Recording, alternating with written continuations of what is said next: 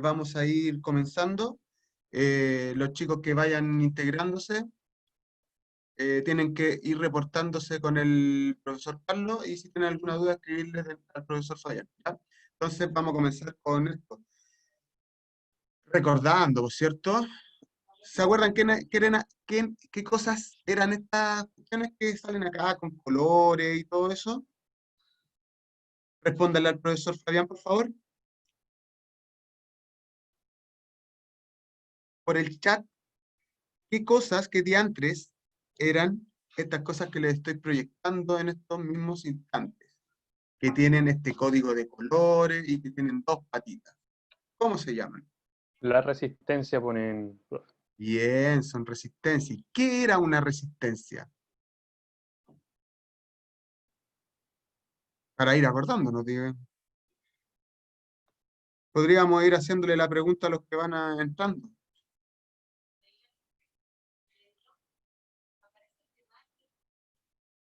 ¿Qué era este concepto de resistencia?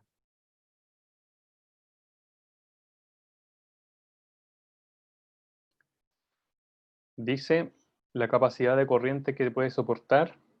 La capacidad de corriente que puede soportar un cuerpo. Se relaciona un poco con la corriente, pero no es la capacidad de corriente que puede soportar un cuerpo. ¿Qué es este concepto de la resistencia? La resistencia, para ir acordándonos y que vaya fluyendo esto, eh, era la facilidad que tiene un objeto de hacer fluir la corriente. Por cierto, nosotros sabíamos que la corriente eléctrica es un flujo de cargas que circula por un cuerpo determinado.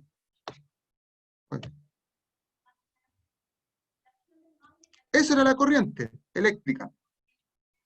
¿Bien?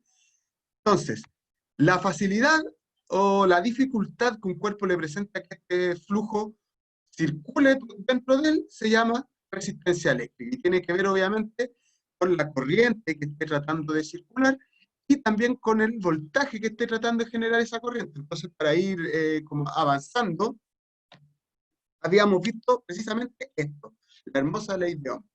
¿Qué me dice la ley de Ohm? ¿Cierto? Que a mayor corriente, ¿cierto? Mayor va a ser el voltaje generado en un cuerpo determinado. Ahora, el grado de inclinación de este gráfico me va a decir si ese cuerpo tiene mucha o poca resistencia.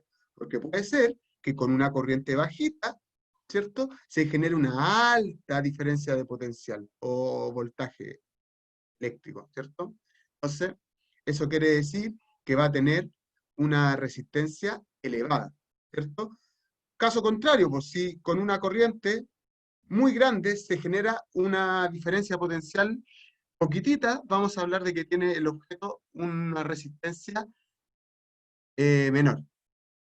Y así sucesivamente, esto se relaciona en la famosa ley de Ohm, que se conoce como la fórmula BIR. Voltaje es igual a corriente por resistencia, donde I es la corriente, V es el voltaje y R es la resistencia. La resistencia se medía en ohms, ¿cierto? Ese simbolito ahí. Y habíamos dicho que la resistencia igual depende de el grosor, ¿cierto? Del cuerpo con el que estábamos trabajando, el área, grosor o área, el largo del cuerpo y del material. El material se designaba por la resistividad, que es esa letra griega ρ, que es de material en material. Entonces, en base a eso, yo le había entregado esta guía que era bastante sencilla, la verdad, chiquillos. Era puro reemplazar en la fórmula de la ley Tom, salvo el número 9. Bien, que teníamos precisamente que ir variando las dimensiones físicas del cuerpo para ver cuánto iba a ser su resistencia. Bien, la verdad las guías están bastante buenas, esos son los resultados. Bien, en el primero tenía que darle una corriente de 3 amperes, en el segundo un voltaje de 40 volts, ¿cierto? En el tercero una resistencia de 2 ohm, en el cuarto una corriente de 10 amperes, en el 5 un voltaje de 114 volts, en el 6 debía darles 1,5 volts. El 6 era el que mayor dificultad presentaba. Así que lo coloqué acá. ¿Bien? ¿Qué es lo que me dice el 6? ¿Cierto? Que yo tengo una resistencia determinada de 150 ohms. Lo voy a retroceder. 150 ohms, ¿cierto? Y que esta resistencia o este cable que tenía esta resistencia fue cortado en 10 trozos iguales y que fueron agrupados ahora de forma transversal, o sea, disminuyó el largo total, pero aumentó el grosor del cuerpo. Entonces me preguntan por la resistencia final que va a tener. Bien, es la ecuación, ¿cierto? Yo tengo que ir cambiando. Mantengo la resistividad, no la he cambiado, ¿cierto? Todo esto, la resistividad que no me la dan por el largo original, ¿cierto? Partido, el área original tiene una resistencia de 150 ohms. Entonces a mí cuando me vuelva a dar esto, ρ por L partido A, sé que eso vale 150 ohms. ¿Bien? Como para hablar en términos matemáticos. Entonces, ¿qué es lo que hago? Como sé que el largo lo dividí en 10 partes, el L lo divido por 10, lo parto por 10. Y como sé que fui juntando cada una de esas partes de forma transversal, el área la multiplico por 10. Haciendo ahí unas cachañas, unos juegos matemáticos, me va a quedar esta fracción en donde yo aplico el teorema de la oreja. Si saben el teorema de la oreja, es multiplicar el denominador, perdón, el numerador de la fracción de arriba con el denominador de la fracción de abajo. ¿Bien? Y multiplicar el denominador de la fracción de arriba con el numerador de la fracción de abajo. Y me va a quedar algo por el estilo. Como les digo, me va a quedar algo por el estilo. Rho por L partido 100 por A. Sé que Rho por L partido por A corresponden a la resistencia que acá me habían entregado, que son 150. Entonces, finalmente, se reduce a dividir 150 dividido en 100 y eso me va a dar 1,5. Así se hacía el ejercicio. Hubo mucha gente, queridos estudiantes, mucha gente que lo hizo con circuito eléctrico y se podía hacer y iba a dar exactamente lo mismo, como si hubiese hecho un circuito paralelo. Y está bien de cierta forma. Pero yo nunca les pasé el tema de los circuitos. Espero poder hacerlo. Ahora, lo que corresponde es seguir avanzando en los contenidos de la priorización curricular. Me imagino que ya le habrán hablado de la priorización curricular. ¿Sí, no? Responderle al profesor Fabián si saben lo que es la priorización curricular.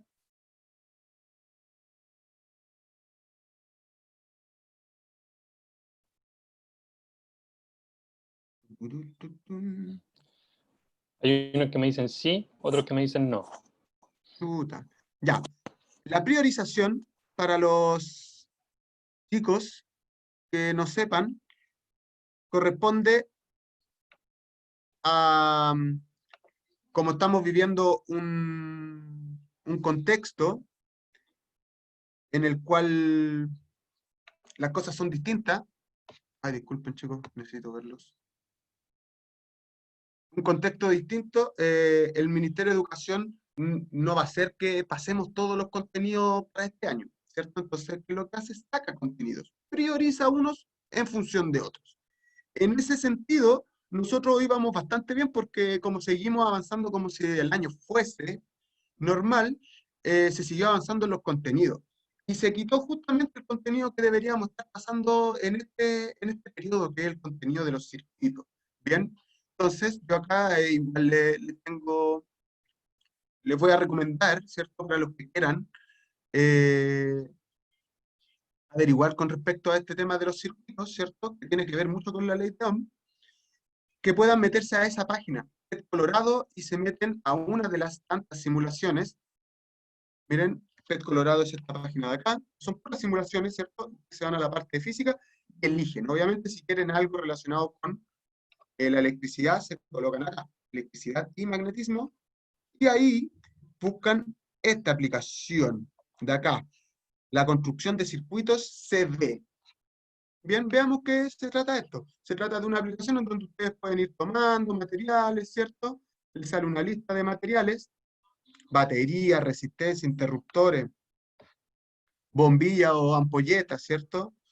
Monedas, borradores, etcétera, etcétera, y ustedes pueden ir armando circuitos así como yo lo tengo expresado acá. ¿Bien? Entonces, lo bonito es que Entonces pueden ir armando los circuitos serie, paralelo, y pueden ir haciéndolo así, po, con la forma que debería tener en la realidad, o apretando en esta parte de acá, expresado en en la simbología de los circuitos. Entonces, por ejemplo, vean bien que donde yo tengo la ampolleta, ¿cierto? Me sale ese simbolito. Donde tengo la resistencia, me sale ese simbolito. Donde tengo el fusible y así sucesivamente. Hay algunas cosas, por ejemplo, la moneda, que sale expresada como si fuese una resistencia. ¿Bien? Porque en el fondo no tiene mayor propiedad eléctrica, que es la resistividad o la resistencia a un flujo de corriente. Entonces, por eso se simula como si fuese una resistencia a algunas cosas. El borrador también, el lápiz, la mano. ¿Bien?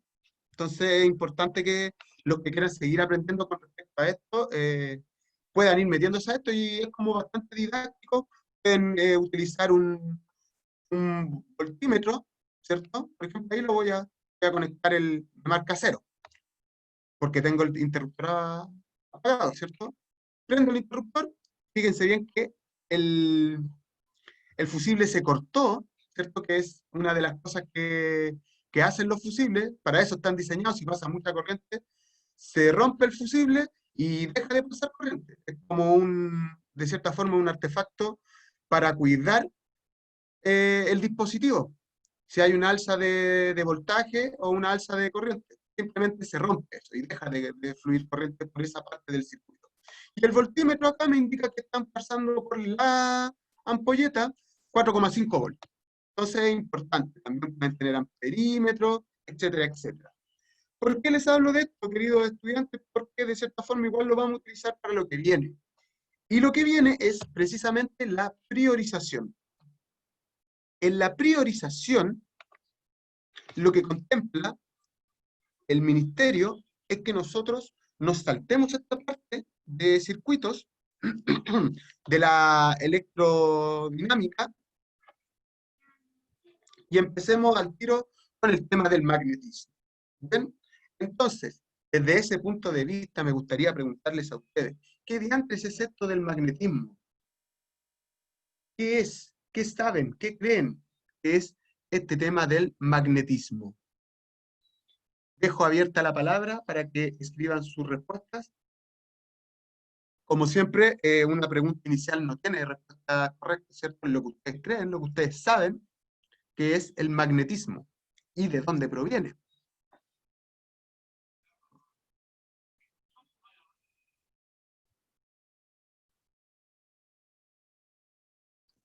Hasta el momento no ha llegado ninguna Ninguna respuesta, respuesta. Javier. Oh, ¿están dormidos estos cabros? Bueno, de hecho, hasta yo estoy un poco dormido. Ya, chicos y chicas, esos son los objetivos de esta clase: reconocer las características de los imanes, comprender los conceptos de campo magnético y flujo magnético, comprender la relación entre magnetismo y corriente eléctrica. Hasta ahí vamos a llegar, yo creo que el día de hoy. ¿Bien? Entonces, magnetismo viene de esta palabra, ¿cierto? En la antigüedad, las culturas identificaron que habían ciertos minerales que eran capaces de atraer a los metales, ¿cierto? Uno de esos minerales, o el mineral que más tenía esta reacción, ¿cierto? Se le denominó como magnetita, ¿bien? Que corresponde a un mineral con alto contenido de óxido de hierro, como sale ahí, ¿bien? Magnetita. Y en base a esto se denominó a las propiedades de atracción de los materiales que tuviesen contenido de magnetita como magnetismo. ¿Bien? De ahí viene la palabra.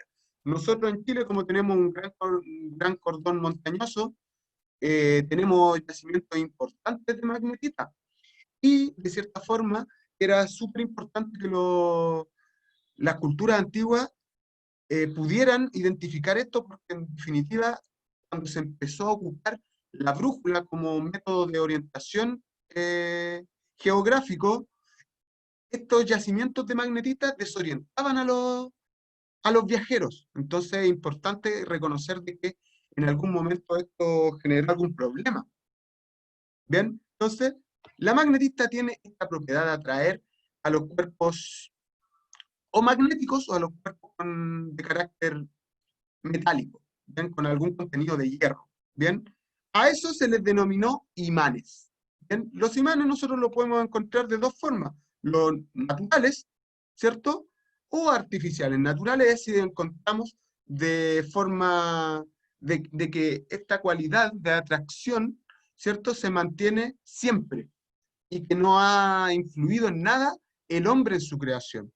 Bien, y artificiales obviamente que esta propiedad magnética de atracción o de repulsión es causada por el hombre. Bien, y permanente o temporales quiere decir de el grado en el que dura esto en el tiempo, ¿cierto? Si esta propiedad de atracción y de repulsión es forever and ever, hablamos de que es un imán permanente, ¿cierto?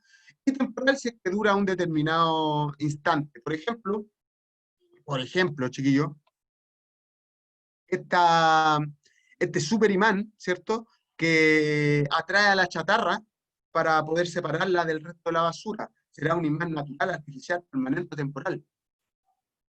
Dejo abierta la pregunta.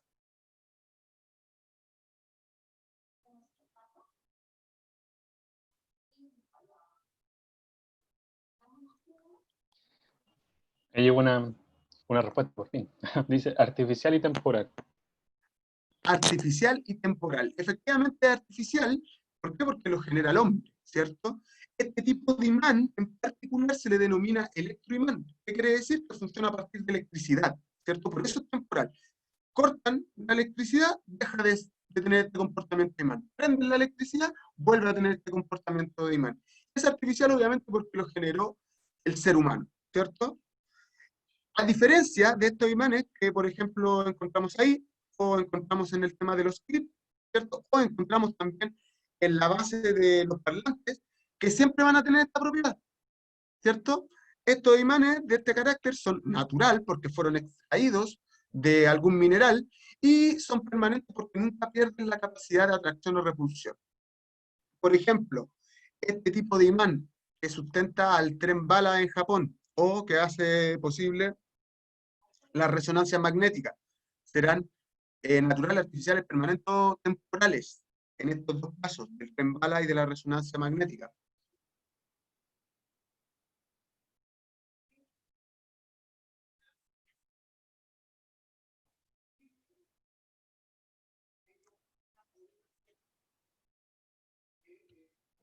Bueno, obviamente, ya que están como dormidos chiquillos, se entiende en todo caso, son imanes de carácter artificiales, porque son generados por el hombre, ¿cierto? Y son de carácter temporal porque en el fondo cuando se apaga la resonancia magnética ya pierde esta propiedad y lo mismo el tren bala, porque si no se apagara nunca el riel magnético que tiene este tren, ¿cierto?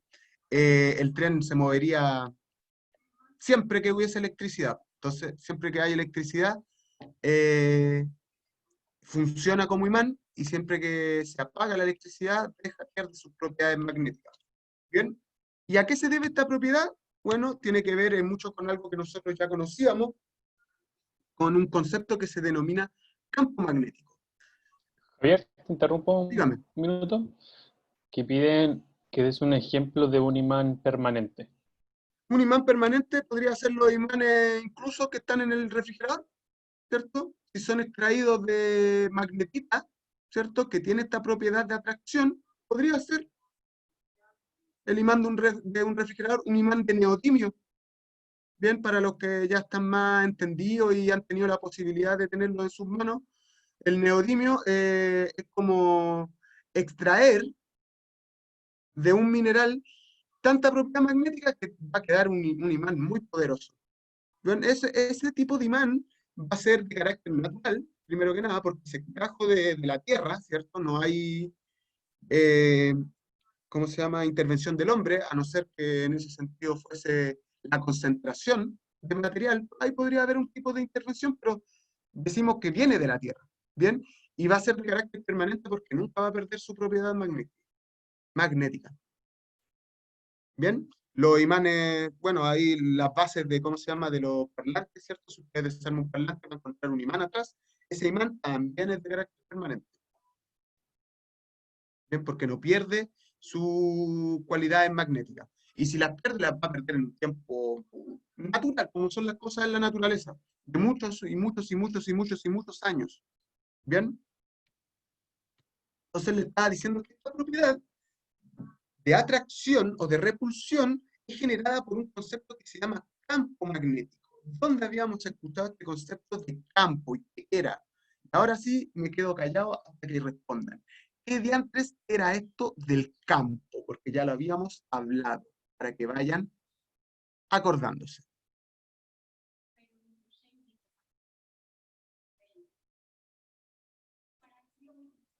¿Qué será el campo? En este caso, el campo magnético. Los leo, chicos, los leo. Y no Ya, hay avanzamos acá hasta que respondan. el espacio alrededor de una carga que puede atraer o repeler a otras. Ah, sí, pero muy bien, muy bien. ¿Quién fue que respondió eso? Antonia Zamorano. Antonia Zamorano. Muy bien, Antonia. Casi, casi. Si no hubiese sido por el espacio que rodea una carga, hubiese sido casi. Efectivamente, el espacio que rodea, pero no una carga. Porque el espacio que rodea una carga se llama campo eléctrico. ¿Bien? Acá estamos hablando de campo magnético. Entonces hablamos de campo magnético como el espacio que rodea a un imán y tiene la capacidad de ejercer fuerzas de atracción a objetos metálicos, ¿bien? Y tiene la capacidad de ejercer fuerzas de atracción o repulsión con otros imanes, ¿bien? Entonces, muy bien, Antonia, era una propiedad del espacio, ¿cierto? El espacio que rodea, pero no una carga, sino que un imán, y que tiene esta capacidad de atraer objetos metálicos y de atracción o repulsión a otros imanes. Entonces, atraen la característica de un imán, producto de su campo magnético, atraen el hierro, atraen objetos que tengan contenido de hierro. ¿Bien?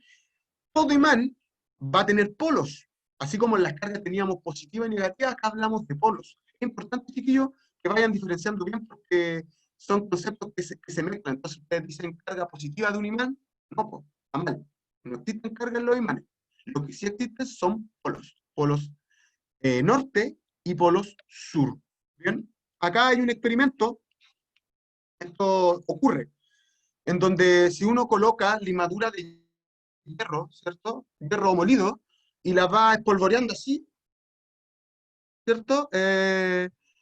Encima de un imán, lo que va a ocurrir es que se genera esta figura. Bueno, esa figura es precisamente la forma que tiene el campo magnético. ¿Bien? Y como les decía, el campo magnético atrae metales con contenido de hierro, pero también puede atraer o repeler a otros imanes. Entonces acá también viene como algo similar a la ley de los signos, pero esto se llama ley de los polos. Se debería ser, ¿cierto? Porque hablamos de imanes que tienen polos, no tienen signos. Bien, ¿qué es lo que me dice? Exactamente lo mismo, ¿cierto? Que el polo norte de un imán se ve atraído con el polo sur de otro imán. Bien, cargas contrarias se atraen. Bien, o polos contrarios se atraen. En este caso, dos polos nortes se van a repeler. Polos iguales se repelen. Norte con norte se repele, sur con sur se repele, pero norte con sur se atraen. Hasta ahí clarito, ¿cierto? Como el agua.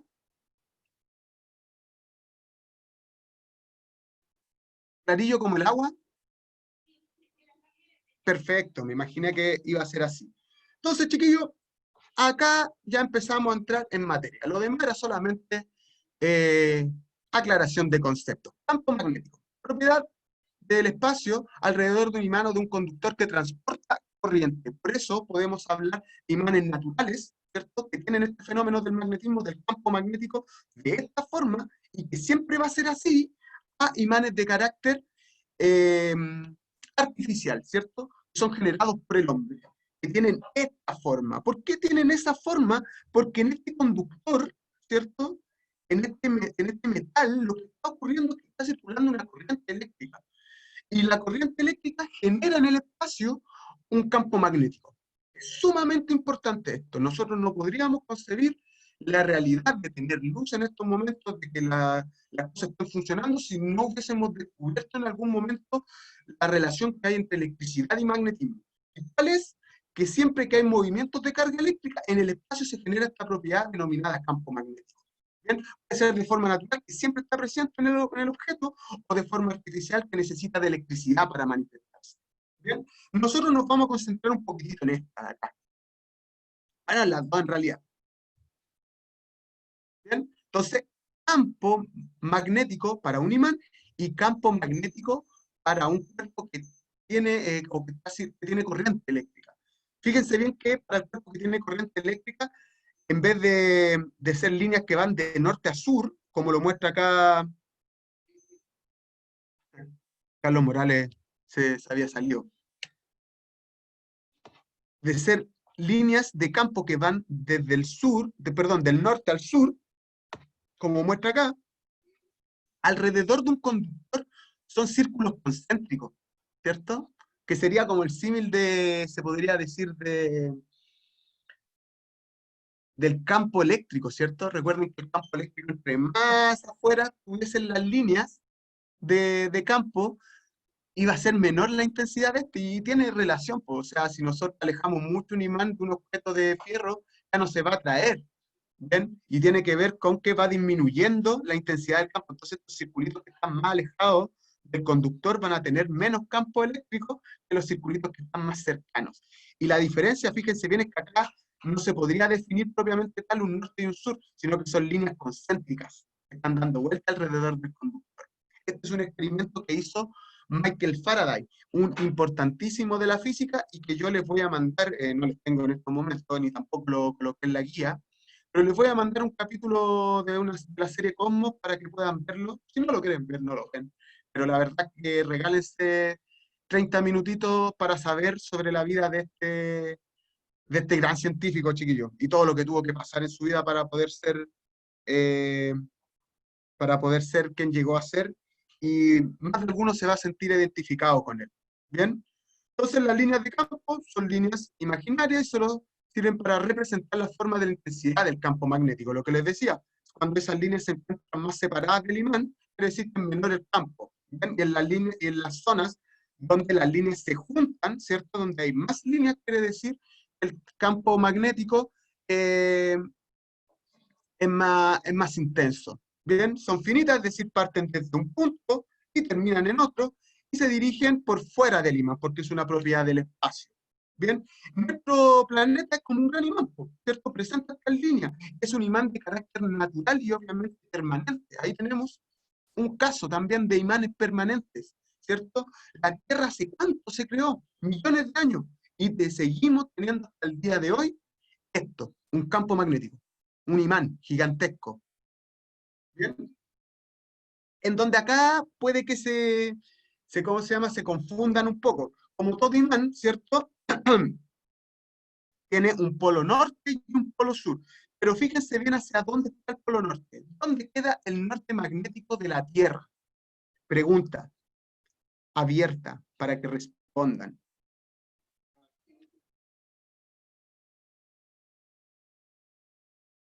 Y preguntas capciosas de la PSU o de esta nueva PTU, que juega mucho con esto porque se confunden. Dígame, profesor Fabián, si alguien respondió. Estoy esperando la respuesta. Igual está en la imagen, chiquillo, es cosa de mirar la imagen. Es cosa de mirar la imagen, por cierto, no sean Y flojos. ahí respondieron. Sáquensela a la calle. Uno pone uno que están inversos hacia el sur, hacia abajo pone. Exactamente, chiquillo. Al tiro le explico, po. Efectivamente, po, vean bien que el polo norte, ¿cierto? Este gran imán llamado Tierra, está en la dirección del sur geográfico.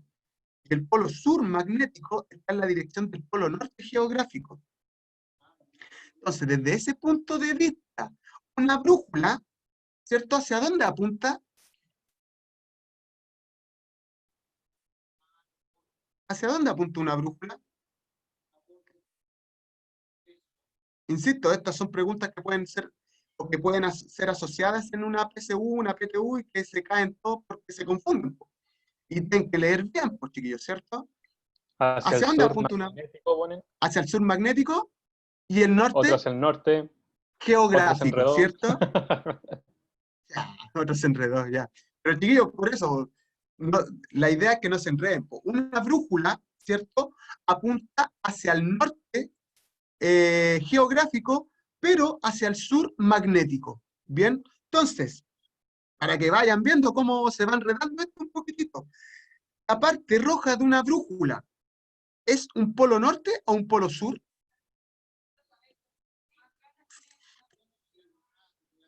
Porque la brújula también es un imán, que lo que hace es alinearse con las líneas de campo de la Tierra.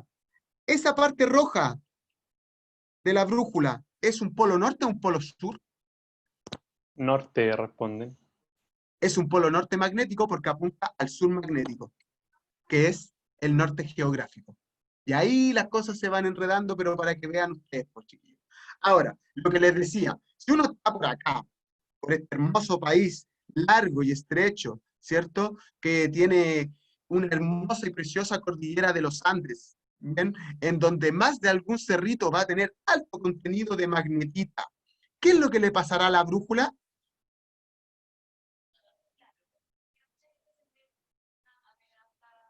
¿Qué es lo que le pasa a una brújula cuando está cerca de la magnetita?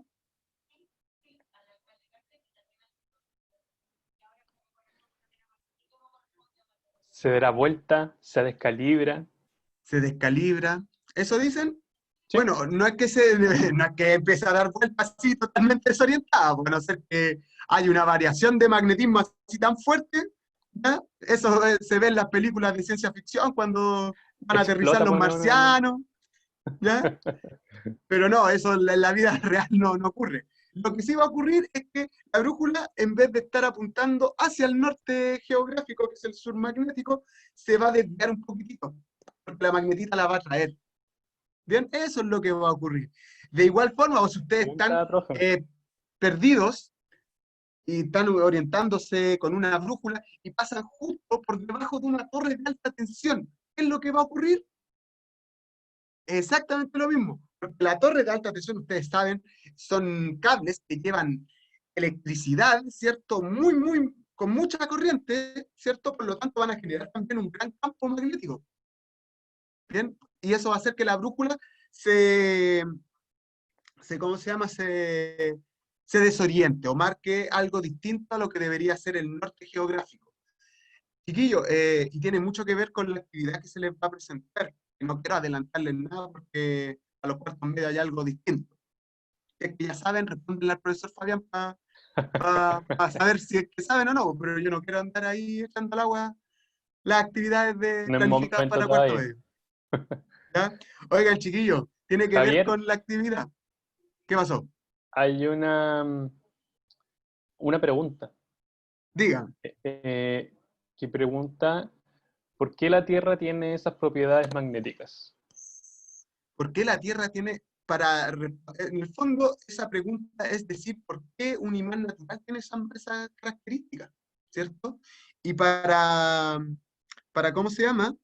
Para responder eso hay que irnos al origen atómico que nos sale en este PowerPoint. ¿Bien? Cuando uno se va dentro del óxido de hierro, que es la magnetita, este imán que en el fondo tiene esta propiedad en el espacio, se pone a analizar eh, los átomos y los electrones de, de ese material, va a ver que al igual que sale acá, como gira la Tierra, ¿cierto? Los electrones giran. A ese giro se le denomina spin. Cuando los electrones de un material, ¿cierto? Van sincronizándose en su spin, ¿cierto? Generan esta propiedad que se denomina carga, o sea, que se denomina campo magnético. Bien, tiene que ver con la rotación de las cargas eléctricas, ¿cierto? En este caso estamos hablando de la rotación de los electrones, ¿cierto? Si los electrones eh, se giran dentro de la composición de un material, bueno, ese material va a tener algún grado de magnetismo. Y eso es lo que pasa con la Tierra. Porque la Tierra, cuando se formó, ¿cierto? El otro día los chicos de ecología vieron que la Tierra se formó producto de múltiples colisiones, ¿cierto? Le dieron como bombo infecto a la Tierra cuando se generó el sistema solar. Y en eso, la Tierra captó mucho óxido de hierro, ¿cierto? En su centro. Y lo dejó a alta temperatura, se formó, como quien dice, eh, un revestimiento que mantuvo la temperatura y captó el elemento que era más pesado, que es el hierro. Y nosotros sabemos hoy en día que el núcleo de la Tierra es caliente, es fundido, ¿cierto? Y tiene altas propiedades de hierro. Entonces, como el hierro está ahí, obviamente la Tierra va a mantener este campo magnético. Bien, hay otros planetas que también tienen campo magnético, como por ejemplo Mercurio, tiene un campo magnético, que también es, ¿cómo se llama? Porque también tiene un núcleo de hierro en su interior, ¿cierto? Un núcleo de hierro. Bien. A diferencia de la Tierra, es que ese núcleo de hierro de Mercurio no está en forma líquida, ¿cierto? Porque no tuvo esta capacidad de retener el calor interno, pese a que es el primer planeta del sistema solar. Bien. De esa forma se calcula el campo eléctrico formado por una corriente. Bien.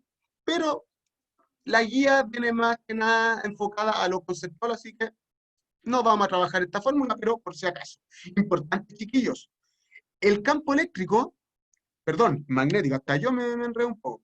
El campo magnético se mide en teslas, ¿bien? Ahora, suele ocurrir en física siempre, tenemos que generamos unidades que después son demasiado grandes y trabajamos con otras. Y ese fue el campo, ¿cómo se llama? El ejemplo del campo magnético, perdón.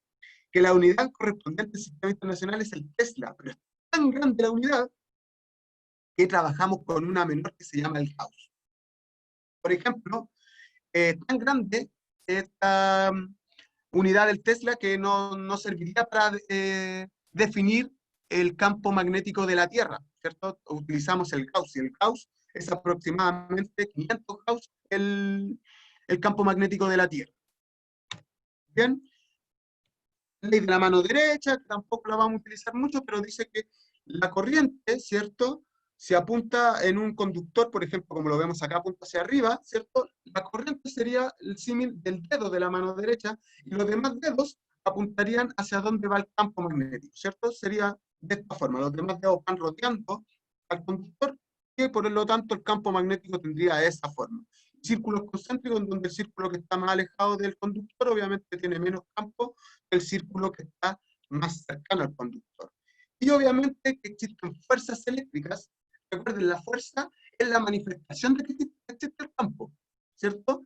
Si yo digo que no hay una fuerza magnética, quiero decir que no hay un campo. Y en este sentido, la fuerza magnética, y con esto ya estoy terminando, chiquillos, la fuerza magnética tiene relación con que si hay una carga en un espacio determinado que se encuentre moviendo, ¿cierto? Dentro de un campo magnético, el campo magnético se denomina con la letra P mayúscula, y tiene la flechita porque es un vector, al igual que todo campo. Si hay una carga Q que va con una velocidad determinada V dentro de un campo magnético, bueno, se le va a aplicar una fuerza magnética. ¿Bien? Y la característica de las fuerzas magnéticas es que, por ejemplo, se mueven de esta forma.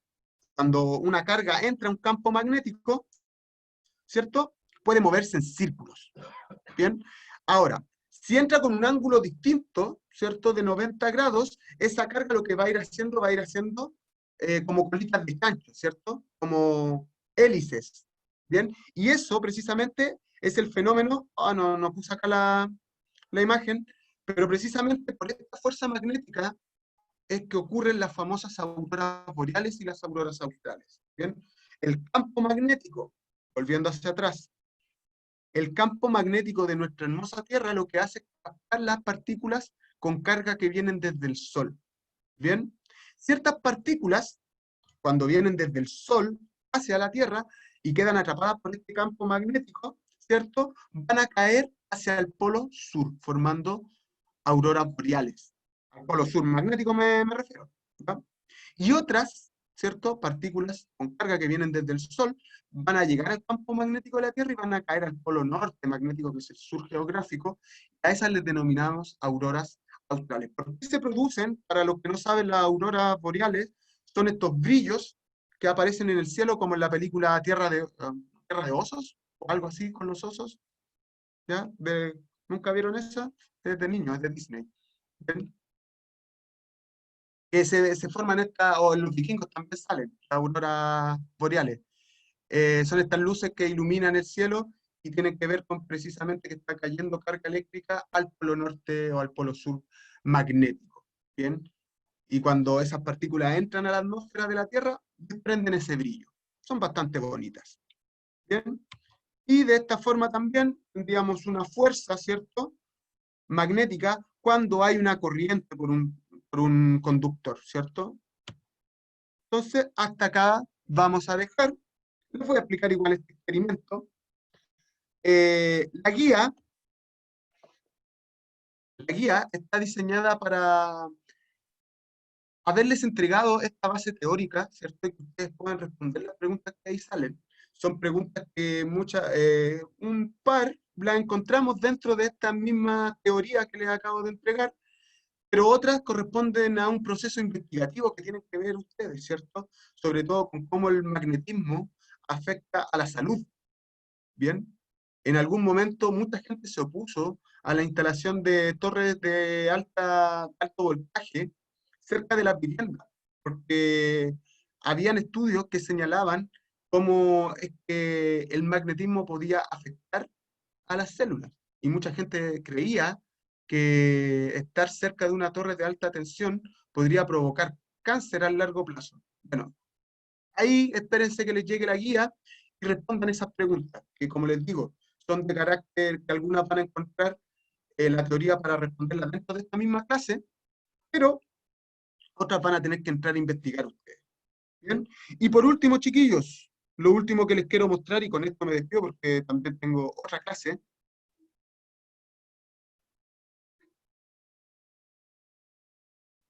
es esto, que tiene que ver con, la misma página, ¿cierto? Ustedes se van a un experimento que se llama la ley de Faraday. Bien, la ley de Faraday me dice que si yo introduzco un imán, fíjense bien ahí, salen dibujadas el campo magnético del imán, y hay un circuito que está conectado a una luz y a un voltímetro, que mide obviamente el voltaje, ¿cierto? Y esto está conectado a cable enrollado, que desde ahora el cable enrollado le vamos a llamar bobina, ¿bien?